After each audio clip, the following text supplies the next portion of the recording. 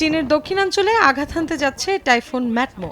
স্থানীয় সময় রোববার দেশটির সরকারি সম্প্রচার মাধ্যম সিসিটিভি জানায়, ম্যাটমোর প্রভাবে হাইনান ও গুয়াংডং প্রদেশে বইছে ঝোড়ো হাওয়া। প্রবল বর্ষণে ডুবে গেছে রাস্তাঘাট। নিরাপত্তার স্বার্থে এরই মধ্যে হাইনান প্রদেশে সব ফ্লাইট ও ফেরি চলাচল বাতিল করেছে কর্তৃপক্ষ। পরিস্থিতি মোকাবেলায় জারি করা হয়েছে সর্বোচ্চ সতর্কতা। স্কটল্যান্ড ও ইংল্যান্ডে তাণ্ডব চালানো ঝড় এমির প্রভাবে এখনো বিদ্যুৎ বিচ্ছিন্ন রয়েছেন হাজারো মানুষ। রেল ও সড়ক যোগাযোগেও দেখা দিয়েছে ব্যাপক বিপর্যয়। বেশ কয়েকটি অঞ্চলে এখনো ঝোড়ো বাতাসের সতর্কতা জারি রয়েছে। বৈরী আবহাওয়ার একই চিত্র নেপালেও। দেশটির পূর্বাঞ্চলীয় ইলাম জেলায় ভারী বৃষ্টিতে সৃষ্ট ভূমিধসে প্রাণ হারিয়েছেন বেশ কয়েকজন, নিখোঁজ রয়েছেন অনেকে, ক্ষতিগ্রস্ত বহু ঘরবাড়ি। টানা বর্ষণে উদ্ধার অভিযান ব্যাহত হচ্ছে বলে জানিয়েছে স্থানীয় কর্তৃপক্ষ।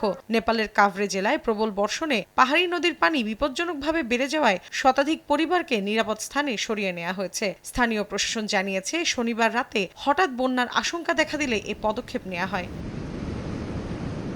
আরব সাগরে সৃষ্ট ঘূর্ণিঝড় শক্তি ১০০ কিলোমিটার বেগে মহারাষ্ট্র উপকূলের দিকে ধেয়ে গেলেও সোমবার সকাল থেকে এর শক্তি ধীরে ধীরে কমতে পারে বলে জানিয়েছে ভারতীয় আবহাওয়া অধিদপ্তর। ঘূর্ণিঝড়ের প্রভাবে গুজরাট, উত্তর মহারাষ্ট্র ও পাকিস্তানের উপকূলে সাগর অতি উত্তাল বলে সতর্ক করেছে তারা।